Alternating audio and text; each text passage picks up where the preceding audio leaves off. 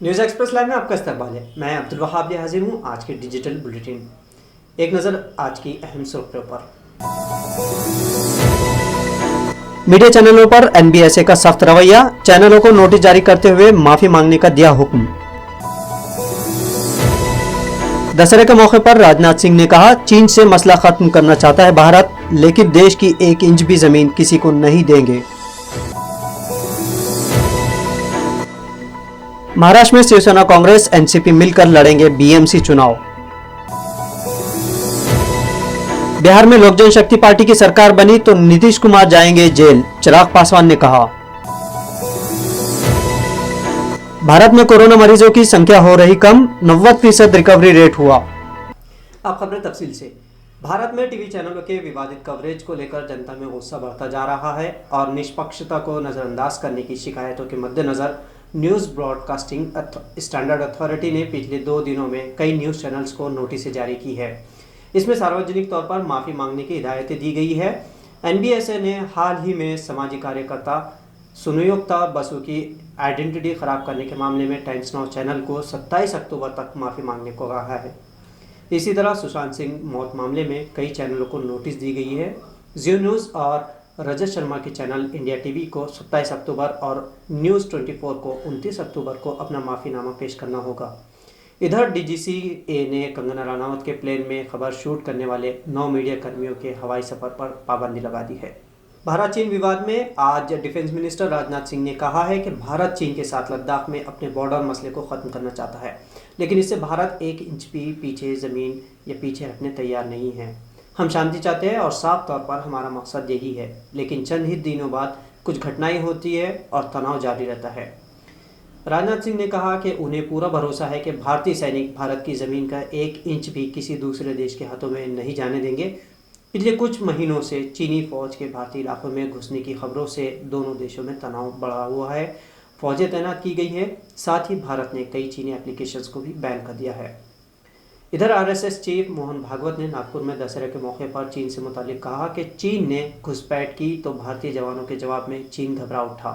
इस बयान पर राहुल गांधी ने कहा कि अंदर ही अंदर मोहन भागवत सच जानते हैं, वो सिर्फ उसका सामना करने से डरते हैं। एनडीए में शामिल लोक जनशक्ति पार्टी के कायद रामविलास पासवान के बेटे चिराग पासवान ने बिहार इलेक्शन प्रचार के दौरान एक बड़ा बयान दिया है। पासवान ने कहा कि बिहार में अगर लोक जनशक्ति पार्टी की सरकार बनती है तो नीतीश कुमार और उनके अधिकारियों को जेल भेज देंगे। साथ ही देवी सीता का इतना बड़ा मंदिर बनाएंगे कि वो अयोध्या में राम मंदिर से भी बड़ा होगा। बिहार के मौजूदा मुख्यमंत्री नीतीश कुमार पर उन्होंने कहा कि बिहार में शराबबंदी नाकाम रही है, बिहार में खुले आम शराब मिल रही है और बिहार सरकार इसे रोक नहीं पाई है।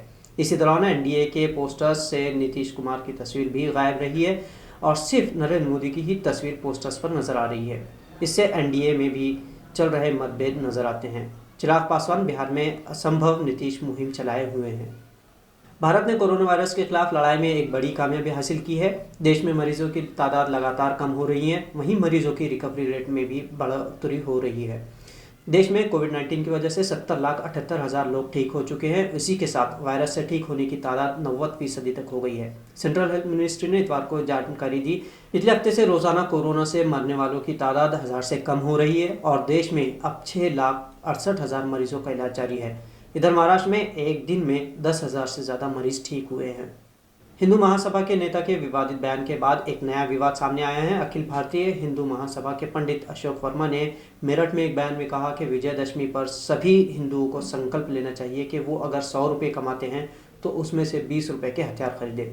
उन्होंने कहा कि हर हिंदू देवताओं के पास हथियार होते हैं, ऐसे में हर हिंदू को अपने आत्मरक्षा के लिए हथियार रखना चाहिए।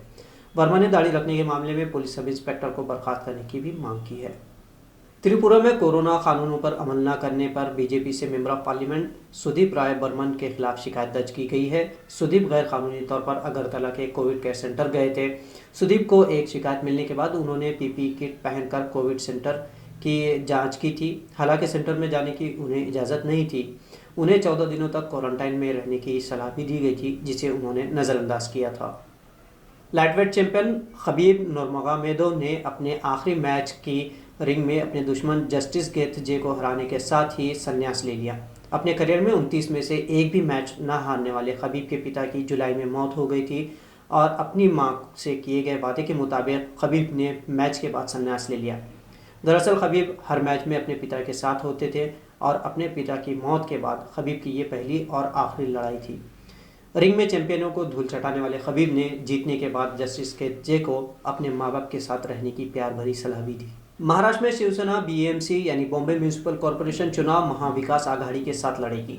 बीजेपी से अलग होने के बाद शिवसेना ने कांग्रेस एनसीपी से मिलकर महाराष्ट्र में सत्ता हासिल की है और इसी को बरकरार रखने की बात शिवसेना प्रवक्ता संजय राउत ने की है। बीएमसी पर शिवसेना के सालों साल कब्जा रहा है और यह महाराष्ट्र में सबसे धनी म्यूनिसिपल कॉरपोरेशन है जिसका सालाना बजट 33,400 करोड़ रुपए से ज़्यादा है। महाराष्ट्र में 2022 में 10 म्यूनिसिपल कॉरपोरेशन, 27 जिला परिषद और कई ग्राम पंचायतों के इलेक्शंस होने हैं। पश्चिम बंगाल में टीएमसी कार्यकर्ता ने बीजेपी कार्यकर्ता को गोली मार दी। सियासी रस्साकशी के सबब हावड़ा जिले के बुगनान में कनकारा मांझी नामी बीजेपी कार्यकर्ता को टीएमसी कार्यकर्ता पारितोष मांझी ने बहस के बाद गोली मार दी। फायरिंग की आवाज़ सुनकर जब लोग जमा हुए तो पारितोष वहां से भाग उठा। जख्मी बीजेपी कार्यकर्ता को लोगों ने अस्पताल पहुंचाया जहां उसकी हालत खतरे से बाहर बताई जा रही है। महाराष्ट्र के पूर्व मुख्यमंत्री देवेंद्र फडणवीस के कोरोना पॉजिटिव रिपोर्ट आने के बाद शिवसेना के संजय राउत ने बीजेपी के बयानों पर टिप्पणी करते हुए कहा कि हम उन्हें कह रहे हैं कि वो अपना ख्याल रखें, अब उन्हें बाहर के हालात के गंभीरता का एहसास होगा। महाराष्ट्र में बीजेपी कई बार कहती रही है कि कोरोना दौर में महाराष्ट्र के मुख्यमंत्री यानी उद्धव ठाकरे घर से बाहर नहीं निकल रहे हैं। देवेंद्र फडणवीस का इलाज महाराष्ट्र के सरकारी अस्पताल में जारी है जिसके बेहतर देखभाल के लिए उद्धव ठाकरे ने आदेश दे रखे हैं। तो ये था न्यूज़ एक्सप्रेस लाइव का डिजिटल बुलेटिन। लोकल से ग्लोबल तक की खबरों के देखने के लिए न्यूज़ एक्सप्रेस लाइव को यूट्यूब और फेसबुक पर सब्सक्राइब और फॉलो करें।